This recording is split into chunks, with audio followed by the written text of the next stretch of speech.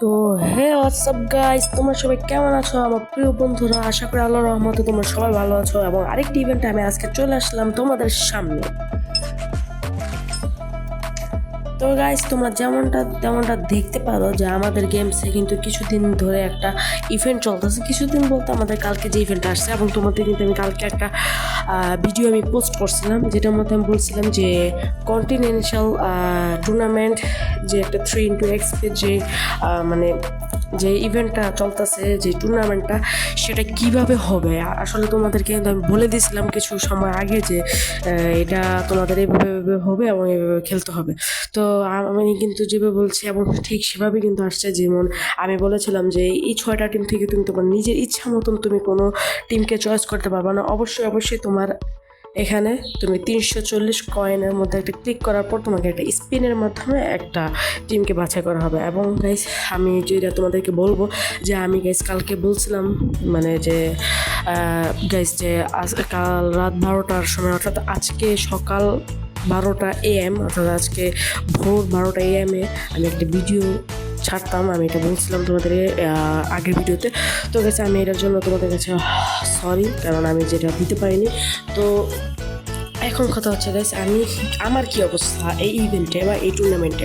দেখো গাইস, আমার অবস্থা, আমি টুর্নামেন্টে খেলছি। তো কিন্তু আমি এখান থেকে যে নতুন টিমটা পেয়েছি, যে দেখো 2 নম্বর একটা টিম আছে, নীল কালার, এই মানে ব্লু কালার লোগো। টিমটার নাম হচ্ছে গ্লাসগো আর, ঠিক আছে, এরকম একটা নাম। তো এই টিমটা আমি পেয়েছিলাম, এবং এই টিমটার মধ্যে শুধুমাত্র একটা মানে 3টা রেয়ার প্লেয়ার ছিল, স্টারিং প্লেয়ার। যেমন হচ্ছে একজন ছিল 70 লেভেলের বা 70 রেটিংয়ের একটা স্ট্রাইকার, সেন্ট্রাল ফরওয়ার্ড, এবং অপোজিট সাইডে একটা ছিল হচ্ছে রাইট ব্যাক 84 রেটিংয়ের, এবং গোলকিপারটা ছিল 70 নাকি 71 রেটিং, জানি সেটা আমার ঠিক মনে নাই। তো গাইস, আমি এই টিমটা তেমন ভালো না আবার তেমন খারাপও না, কারণ এখানে স্টার্টিংয়ের জন্য মাত্র কিন্তু গাইস দেওয়া আছে হচ্ছে এই 3টা প্লেয়ার। স্টার্টিং প্লেয়ারের জন্য হিসেবটা আমরা ধরতে পারি 3টা প্লেয়ার দেওয়া আছে, সরি 2টা প্লেয়ার দেওয়া আছে, কারণ একজন গোলকিপার তো সেই স্টার্টিং না। তো গাইস, এটা খুবই দুঃখজনক বিষয়। তারপরেও কিন্তু আমি আমাদের একদম সেকেন্ড প্লেস অর্জন করছি, আলহামদুলিল্লাহ। তো এখন যদি আবার 340 কয়েনে আমি ক্লিক করে আমার আবার প্রথম থেকে খেলতে হবে, এটা তোমরা অনেকে আছে যে কী করো তোমরা আবার ক্লিক করে দাও, তো এটা তারপরে তোমরা বলদ হয়ে যাও। তো আমি আজকে ভিডিওতে যে কন্টেন্টটা আমি তৈরি করছি, তোমরা হয়তো আগেই বুঝে গেছো যে আমি বলতে চাইছি যে আজকে আপডেটের আগে, মানে আপডেটের 2025 সালে আপডেটের পর কী কী হবে, কী কী পরিবর্তন আসতে পারে গেমে, তা নিয়ে আমাদের একটা মানে বিষয় তুলে ধরা হবে। এবং আরেকটা কথা হচ্ছে, আমাদের এই নিউ টুর্নামেন্টের মধ্যে মানে একটা সিস্টেম আমি বুঝিয়ে দিব এটা কীভাবে তোমরা খেলবা। দেখো গাইস, তোমাদের এটা খেলতে হলে অবশ্যই তোমরা আমার এই ফরমেশনটা নিবা, 4-3-3 ফরমেশন। এটা হচ্ছে হাই এবং হাইস্টেস্ট লোয়েস্ট এবং সবচেয়ে ভালো একটা ফরমেশন। এই ফরমেশনটা হলে তোমার স্ট্রাইকারও মানে কঠিন হয়, মিডফিল্ডারও কঠিন হয়, এবং ডিফেন্সিংও কঠিন হয়।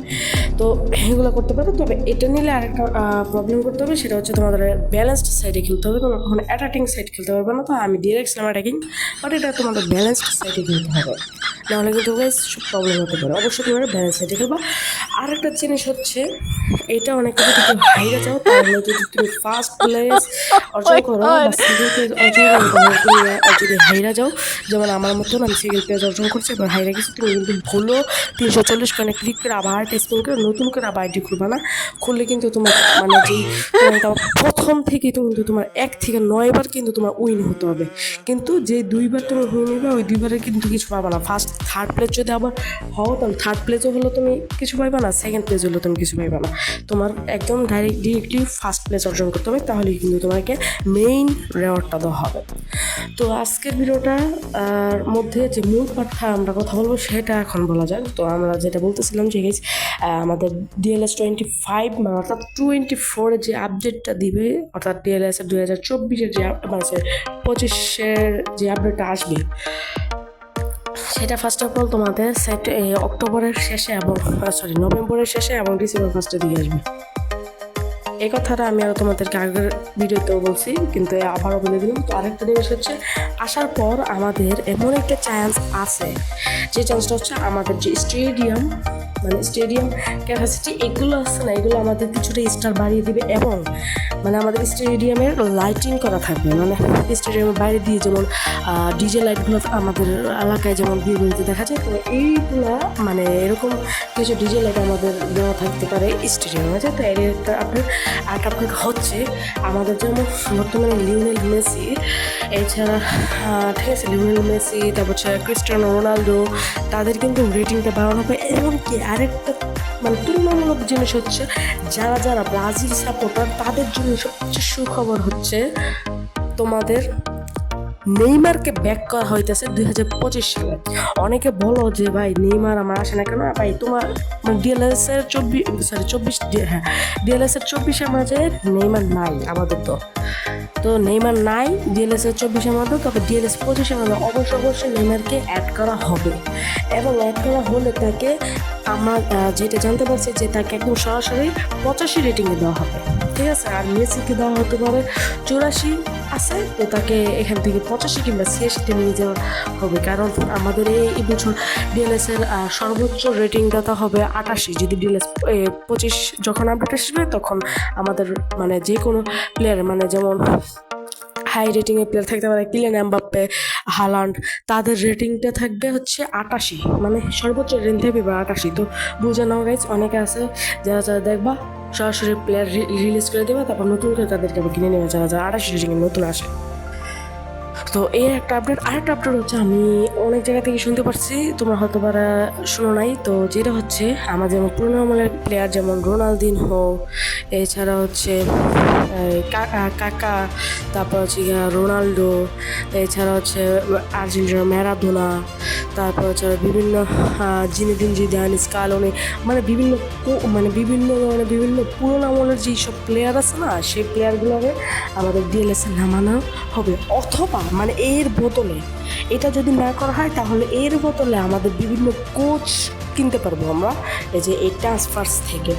এখানে আমাদের বিভিন্ন কোচ আসবে, কোচের রেটিং থাকবে, যেমন লিওনেল স্কালোনি, তিতে, এইরকম আমাদের বিভিন্ন কোচের নাম থাকবে, এবং কোচকে আমরা কিনতে পারবো। সেম এরকমভাবেই কিন্তু আমরা কিনতে পারবো। তো এটা একটা আননা হয়, আমাদের পুরোনো আমলের বিভিন্ন প্লেয়ারদেরকে এখানে সেট করা হবে। তো তোমরা অনেকে বলতে পারো যে ভাই দুটোটাই আসবে, না ভাই দুটোটা আসবে না, শুধুমাত্র হতে হয় পুরোনো আমলের প্লেয়ার আসবে, আর না হয় কোচ কিনতে পারবো তোমরা। তো এতটুকুই হচ্ছে আপডেট। তো এতটুকু। আর হচ্ছে আরেকটা জিনিস হচ্ছে, আপডেট প্রতি বছর আপডেটের পরে আমাদের ফরমেশন একটা করে ফ্রি দেওয়া হয়, যেমন হচ্ছে এবারও দেওয়া হবে। এবার হতে পারে তোমার যে ফরমেশন হবে সেটা 2 নাম্বারটা আমাদের ফরমেশন ফ্রিতে দেওয়া হবে। তো এই আর হচ্ছে গাইস, তোমাদের বিভিন্ন, তোমরা অনেকে বলতে পারো যে আমি এখানে আর্জেন্টিনার লোগোটা কীভাবে সেট করছি ভাই। তো হ্যাঁ, এইটা নিয়ে আমাদের একদিন একটা ভিডিও থাকবে, তো সেই ভিডিওতে আমরা বলে দেবো যেটা কীভাবে সেট করেছে। তো গাইস, আজকের ভিডিওটি এ পর্যন্তই। ভালো লাগলে লাইক করে দিও। আর গাইস, আরেকটা লাস্ট কথা বলি গাইস, একটা ভিডিও বানাতে হলে গাইস অনেক কষ্ট করতে হয়। আমার গাইস মানে আমার মাউথ ছাড়া নিয়ে তোমাদের ভিডিওগুলো করে থাকি, মাউথ ছাড়া কিন্তু ভিডিওগুলো গাইস করে থাকি। আমার খুব কষ্ট করে গাইস ভিডিও করতে হয়, কারণ আমাদের বাসাটা অনেক ছোটো, যার কারণে আমার নয়েজটা অনেক বেশি হয়, কিন্তু এখন হতে পারে নয়েজ নেই। তো গাইস, আজকে ভিডিওটি এ পর্যন্ত। যদি ভালো লাগে অবশ্যই গাইস একটা করে কষ্ট করে একটা সাবস্ক্রাইব, পাশে থেকে বেল আইকনটি অন করে দিবা, এবং একটা লাইক করে দিবা। এরকম সুন্দর সুন্দর ভিডিও পেতে হলে অবশ্যই বেল আইকনটা কিন্তু অন করে দিবা, এবং সাথে সাথে তোমাদের নোটিফিকেশনটা চলে যাবে। তো আজকে ভিডিওটা কিন্তু শুরু হচ্ছে গাইস, অবশ্যই একটা লাইক করে দিও। তো আল্লাহ হাফিজ, টাটা, বাই বাই।